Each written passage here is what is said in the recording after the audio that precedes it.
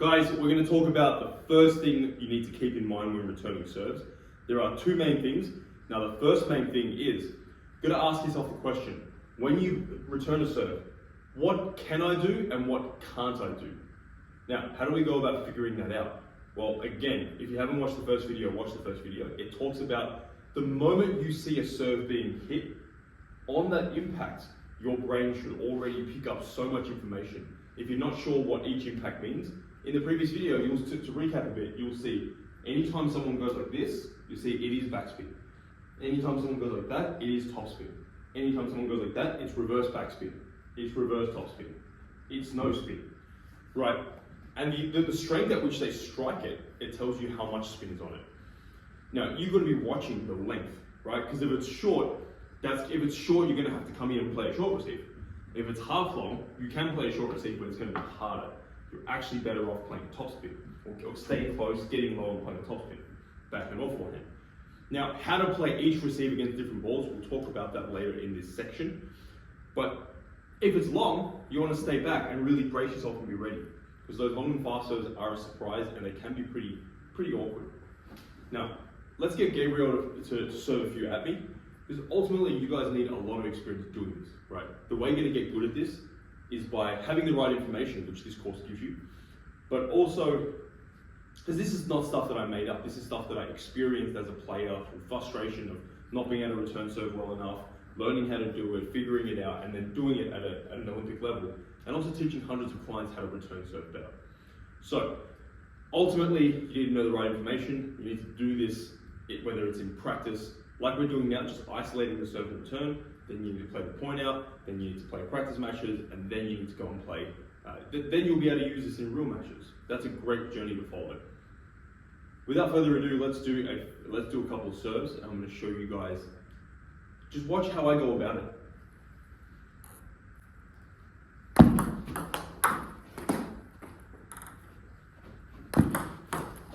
See, that one was topspin, right?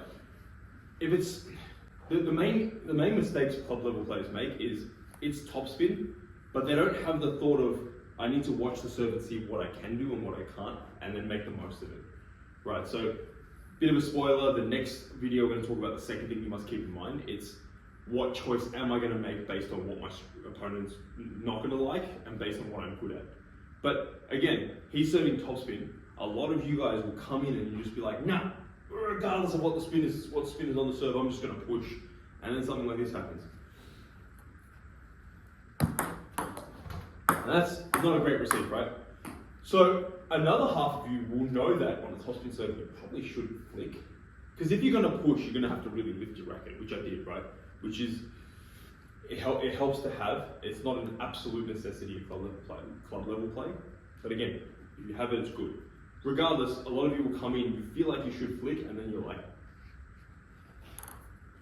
I should flick, oh no, this is more comfortable. And then you end up going like, you go again. You think you should flick, and you know you should on these balls.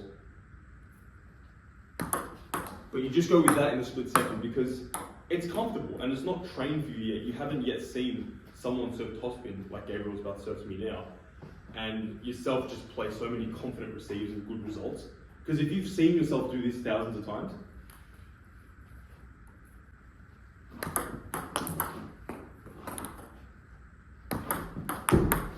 like, it makes no sense for you to push, because you know that you can do that, and you know you can put pressure on the opponent straight away if someone says topspin. You know you're not going to put it up high, whereas you know if you push that ball, it's likely to go up. So because if you've seen yourself do that a whole number of times, you're much more likely to do it. See, I'm picking up also, what is the length? I'm feeling when the moment he serves.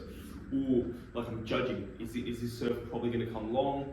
The three main things I ask myself: is this serve going to be short or long? Is this serve going to be short or high? Low or high? Is this going to be heavy backspin or heavy topspin or heavy no spin? Heavy no spin. So again, the three questions you want to ask yourself: is this serve going to come long or short? Is this serve going to come backspin, topspin, or no spin? Right, you have side spin, backspin, and you have side spin, topspin, and we'll learn how to adjust these later in the course. But side spin, topspin, and topspin are very similar.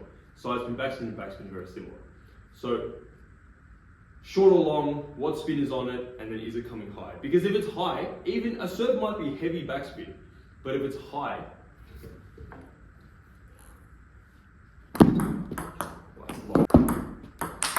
even though that's heavy backspin, I can still hit it because it's high, right? So even if a serve is heavy, if it's heavy and low, right, it makes a difference whether it's short or long as well. Ready? See, if it's short, I'm going to have to come in and play some short. I can't really topspin that.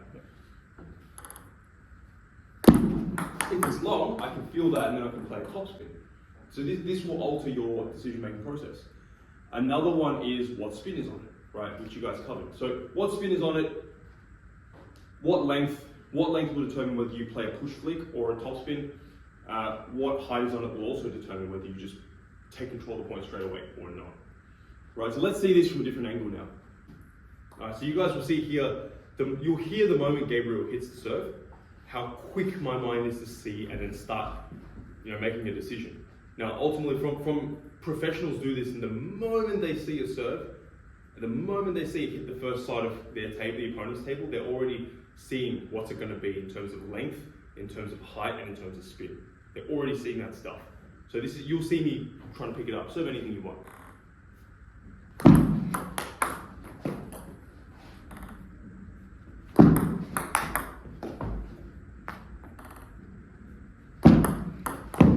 And I'm really just trying to make the best decision possible, right?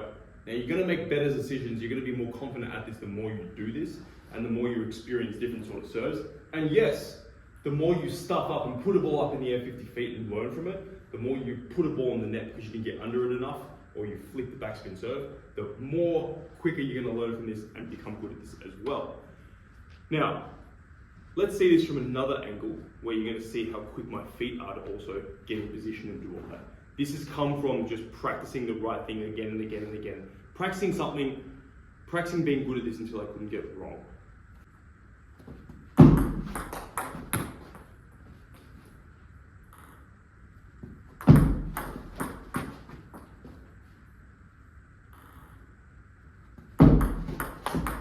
Well, that actually was long, and it had height too. So if it has height, even though sometimes it's short, you can still topspin it, if it has height. Very quickly, see, he got a good serve that I made a mistake, but I knew quickly that it's long. I have to brace myself and do it.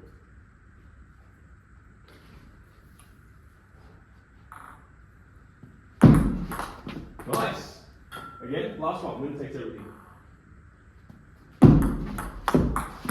Yes. And yes, to top this video off, you are trying to control the point from the start.